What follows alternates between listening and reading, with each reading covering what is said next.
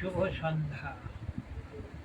আপনারা দেখছেন সলিল বাগচির ভিডিওতে তার রচিত কবিতা তারই কণ্ঠে পাঠ।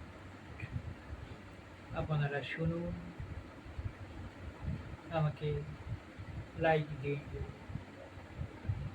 শেয়ার করুন, কমেন্ট করুন, সাবস্ক্রাইব করুন। এখন যে কবিতাখানি আপনাদের পাঠ করে শোনাবো বলে নিয়ে এসেছি, সেই কবিতার নাম আশার বেলুন।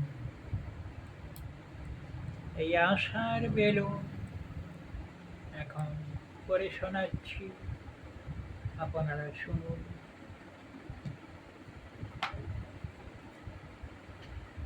আশার বেলুন যদি কোনো দিন সুতোর বাঁধনে চুপসে যায়, দুঃখ কি তুমি পাবে না তখন? জীবনের পথে এগিয়ে চলার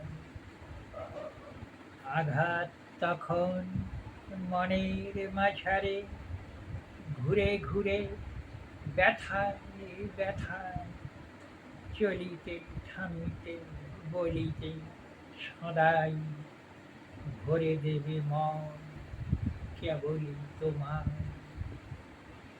দুঃখের জীবন যদি পৃথিবীতে জনমে কি কখনো লেখা থাকে, আনন্দ গান সাফল্য দিয়ে তারে করে নিতে হয় সফল নিজেকে।